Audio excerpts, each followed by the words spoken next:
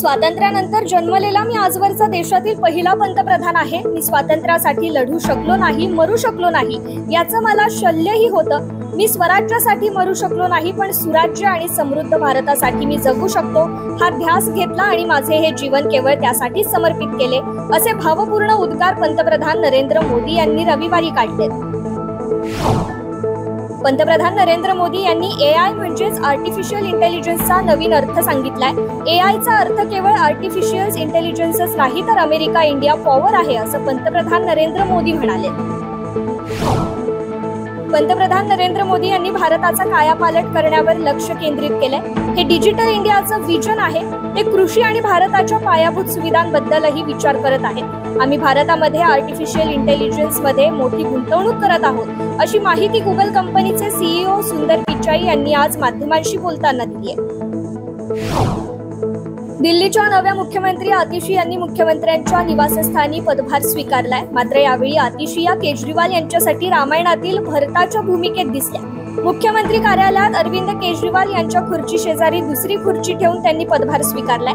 दिल्लीतील लोक जोपर्यंत त्यांच्या प्रामाणिकपणावर विश्वास दाखवत नाहीत, तोपर्यंत ती अरविंद केजरीवाल यांच्या खुर्चीवर बसणार नाही, असं त्यांनी पदभार देताना स्पष्ट केलंय। श्रीलंकेत राष्ट्राध्यक्ष पदासाठी निवडणूक पार पडली आहे। JVP अर्थात मार्क्सवादी जनता विमुक्ती पेरामुना पक्षाचे नेते अनुरा कुमार दिसनायके श्रीलंकेचे नवे राष्ट्राध्यक्ष झाले। अनुरा दिसनायके हे डावे विचारांचे पुरस्कर्ते आहेत। अनुरा दिसनायके हे श्रीलंकेचे पहिले मार्क्सवादी राष्ट्राध्यक्ष झाले। सजित प्रेमदासा यांचा पराभव त्यांनी केला। 57,40,179 मतं मिळवत अनुरा दिसनायके विजयी झाले। अरुणा दिसनायके यांचा आज शपथविधी सोहळा पार पडला। विम्बल्डन क्वाड शिखर परिषदेदरम्यान पंतप्रधान नरेंद्र मोदी आणि अमेरिकेचे अध्यक्ष जो बायडन यांच्या दरम्यान सफल चर्चा झाली, अशी माहिती परराष्ट्र मंत्रालयाकडून देण्यात आली। यावेळी दोन्ही नेत्यांनी परस्पर संहितांच्या क्षेत्रांमध्ये द्विपक्षीय संबंध अधिक दृढ करण्याचे मार्ग याविषयी चर्चा झाली। तसेच हिंद प्रशांत सागरी प्रदेशासह जागतिक आणि प्रादेशिक मुद्देही चर्चेमध्ये उपस्थित झाल्याचं सांगण्यात आलं। इस्रायल आणि हिजबुल्ला या दोन देशात तणाव वाढलाय। पेजर आणि वॉकी-टॉकी हल्ल्यांनी हिजबुल्लाला धक्का दिलाय। हिजबुल्लाने इस्रायल विरुद्ध युद्धाच्या नव्या टप्प्याची घोषणा देखील केली आहे। आम्ही युद्धाच्या नवीन टप्प्यात प्रवेश केलाय, त्याचे नाव ओपन अकाउंटिंग असं आहे। गाझामधील युद्धबंदीमुळे सीमेपलीकडून होणारे हल्ले थांबतील, असं हिजबुल्लाचे उपप्रमुख नईम कासेम यांनी म्हटलंय। वायनाड लेबनॉन मधील पेजर स्फोटांच्या प्रकरणात नॉर्वेस्थित रिन्सन जोस या भारतीयांच्या कुटुंबांची चौकशी पोलिसांनी केली आहे।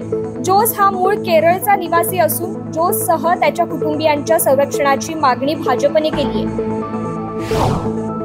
इराणमधील एका कोळशाच्या खाणीत मिथेन वायूच्या गळतीनंतर झालेल्या स्फोटात किमान 32 खाण कामगारांचा मृत्यू झालाय आणि अन्य 17 जण जखमी देखील झालेत। या स्फोटानंतर खाणीमध्ये इतर 18 कामगार अडकून पडलेत, असे इराणच्या सरकारी वृत्तसंस्थेने म्हटलंय। गाझा शहरातील एका शाळेवर इस्रायली हवाई हल्ल्यात 7 जण ठार झाले। जीव वाचवण्यासाठी हे लोक शाळेचा आसरा घेत होते। पॅलेस्टिनी आरोग्य अधिकाऱ्यांनी ही माहिती दिली आहे। अधिकाऱ्यांनी सांगितले की काल सकाळी 11 वाजण्याच्या सुमारास काफ्र कासेम शाळेत हा हल्ला झालाय। रिया सिंघा हिने मिस युनिव्हर्स इंडिया 2024चा खिताब जिंकलाय। आता ती जागतिक स्तरावर मिस युनिव्हर्स 2024 स्पर्धेत भारताचं प्रतिनिधित्व करणार आहे। मिस युनिव्हर्स इंडिया 2024चा ग्रँड फिनाले काल जयपूर राजस्थान इथे पार पडला।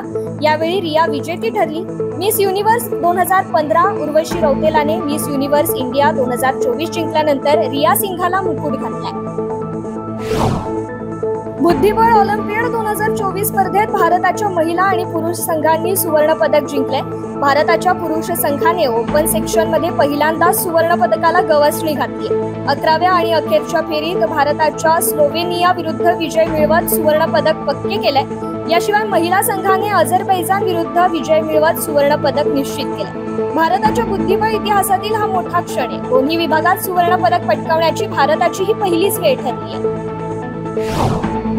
श्रीलंकेने पहिल्या कसोटी सामन्यात न्यूझीलंडवर 63 धावांनी विजय मिळवून मालिकेत 1-0 अशी आघाडी घेतली आहे. श्रीलंकेच्या पहिल्या डावातील 305 धावांच्या प्रत्युत्तरात न्यूझीलंडने 340 धावा करून आघाडी घेतली, पण दुसऱ्या डावात यजमानांनी 309 धावा करून किवीन समोर 275 धावांचं लक्ष ठेवलंय. पण न्यूझीलंडला 211 धावांवरच गाशा गुंडाळावा लागलाय. प्रभात जयसूर्याने दोन्ही डावात मिळून 9 विकेट्स घेतल्या. सर्वात लोकप्रिय गेलेल्या रियालिटी शो बिग बॉसच्या 18व्या सीझनसाठी चाहत्यांनी आता सज्ज व्हा असं सांगितलंय. कारण काही दिवसांपूर्वीच निर्मात्यांनी रियालिटी शोच्या नवीन सीझनची पुष्टी केली आहे आणि सीझनच्या थीमवर देखील संकेत दिलाय. सलमानच्या व्हॉइस ओव्हरने शो मध्ये परतल्याची पुष्टी केली आहे. भारतीय चित्रपट सृष्टीसाठी एक मोठा विजय मिळवून किरण रावचा समीक्षकांनी प्रशंसित चित्रपट लापता लेडीज 2025 अकादमी पुरस्कारांसाठी भारताच्या अधिकृत प्रवेशासाठी निवडलाय. या वर्षाच्या सुरुवातीला प्रदर्शित झालेल्या या चित्रपटाने पटकन कल्ट स्टेटस मिळवलाय. त्याच्या मार्मिक कथा आणि सामाजिक संदेशाने प्रेक्षकांना मोहित केलंय.